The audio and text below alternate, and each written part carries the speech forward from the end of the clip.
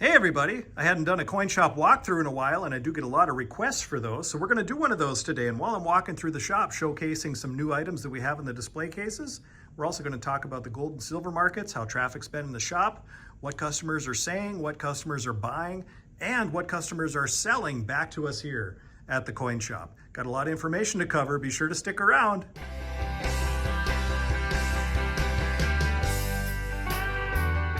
I'm going to take a different path than I normally do. We're going to start on this end. Usually we start down way over there, but we'll mix it up a little bit. Got a lot of different cool sets in the shop over the last several weeks. This is a U.S. wartime nickel set, one of each of the year and mint marks of the 35% war nickels. That's pretty cool. We were totally sold out of barber coinage, but we did add a little bit this week, not a lot, but a little. Got 100-year-old coins in that bin there. 100-year-old plus. I won't pull those out to look, but yeah, we'll just quickly go through these cases because this inventory's picked pretty clean. Classic commemoratives have been selling well. Modern commemoratives, foreign silver, hardly have anything left. Silver war nickels, just circulated ones, all gone. We do have quite a bit of 80% silver Canadian, and we have 40% silver Kennedy halves, so we always have quite a bit of that on hand. This coin is back fresh from grading, the 1922 D, weak D, Lincoln cent, came back a very good 10 brown. That's one of our coins we recently sent in. We picked up some really nice type coins here over the last couple of days. I don't know how well these will film, but we have some capped bust half dollars, 1830 and 1831, and we have a couple of and like I said, these aren't going to film very well because they're so dark, but we have some seated Liberty half dollars as well. We've got a lot of uncirculated Merc dimes on hand, a lot of uncirculated walking Liberty halves, mostly in the 40s. A couple of the key date quarters from the Washington quarter set. Here we'll just film the dollar case, and while we do that, we'll talk about the week in the shop. We've had a pretty busy week. Typically this time of year, it does slow down where we have, people are out of money a lot of times, catching up after the holiday season, but we've been moving a lot of product this week, so we're blessed in this part of the world here in Minot, North Dakota. Had a lot of customers in the shop buying, and we had a fair amount selling as well, so we were able to buy a lot of cool stuff from the public this week. We never shy away from that. And we'll get to some of those cool things here as we film, and I'll point some stuff out.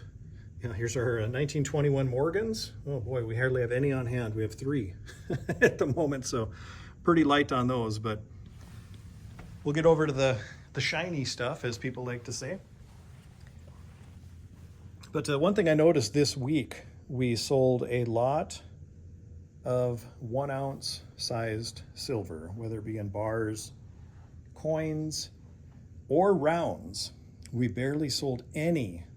In fact, I'm trying to rack my brain and think if we even sold a single 10-ounce bar all week. That's highly, highly unusual. I think part of it is we did have a special that we did on 100-ounce bars where you could actually buy them under spot earlier this week, and we did a flash sale on American Silver Eagles, and the price on our silver rounds is pretty cheap right now too, so maybe that deterred people from buying 10-ounce bars, but I don't think we sold a single one. This is a tray of hand-poured silver from a bunch of different makers here. We'll go down the line here. But usually when I do my videos of the hot items in the coin shop, 10-ounce bars is always on the list, but I mean, this is just a small sample of what we have, but we've accumulated actually 10-ounce bars this week because we bought a bunch from the public. So 1 ounce silver rounds, uncirculated, $1.50 over spot. We've got a bunch of mixed designs. Sovereign silver, which would include Canadian, British, South African. There's even Chinese in there sometimes. There's Armenian. There's Austrian, Australian, so different countries, non-US, typically $2.75 over spot. Got a lot of silver bars on hand. As I mentioned, a lot of 1 ounce sizes sold well. We actually sold a lot of 1 ounce silver bars this week as well. But the Larger sizes, except for the 100-ounce bars, just didn't sell very well this week. But some of the cool things we picked up across the counter, see if I can get these filmed here. They're the Chinese Year of the Horse. Those are Australian coins. And then Chinese Year of the Rooster. That's a 1/2 ounce. So 1 ounce on the left, 1/2 ounce on the right. We picked up quite a few pandas across the counter. We also recently picked up some silver prospectors. I know there's a lot of people that ask if we have these on hand. Well, we do right now. We have probably 8 to 10. I don't know how many are there. Looks like about 8, but they're spot plus $3. Tray beside it here, we have some different premium silver. We have 1 ounce silver cards. We have some World War II antiqued and World War I antiqued silver rounds. We got some different silver from the Cook Islands featuring both nautical themes and Prince Charles. That's interesting. Now we have some other nautical theme stuff too. This is, if you saw our Whatnot auction, we sold one of each of these on the Whatnot auction. Silver bar and silver round. This is from SS Tilawa, 1942, or Tilawa, not sure how to pronounce that. 1/2 ounce, 1 ounce, and 2 ounce bars from our friends in Omaha with the Go Away Fed theme on them. Those are very popular sellers. Looks like I need to restock my tray. So why don't I talk about what customers have been selling back to the shop this week. Not a lot of numismatic collectibles, but there's been some. Most of it has been bullion. Some of the gold on this tray. Let me focus in here. 2007 W Lady Liberty, Proof 70 Deep Cameo, President and Spouse 2-coin set. So what that is, that's Mrs. Jefferson in both a proof and a business strike. And then underneath I have the proof and business strike presidential dollar, but these are gold coins here on top. Bought quite a bit of raw pre-1933 gold. So we got a lot of that in the showcase right now, including some $5 Indians. And we bought some certified bullion as well. Both of these two in the middle there came in this week. So there's been a lot of bullion coming in, a lot of bullion going out. Oh, we bought a couple of Bitcoin today. Not in the conventional sense though. 1 ounce gold Bitcoin themed rounds. Bought those across the counter. So as I said before, traffic remains pretty strong here in Minot. I know there's other parts of the country that it's a struggle where dealers are having to ship massive amounts off to refineries, just to keep the cash flowing, I guess, within the business. But I'm fortunate in my area, at least, and for my customers that use my services, I'm able to maintain a pretty good inventory. And, and I'm ordering from wholesalers and I'm buying stuff from the public as well. So I'm real blessed that I'm able to do that. I really do enjoy this business and hope to continue to do it for a really long time.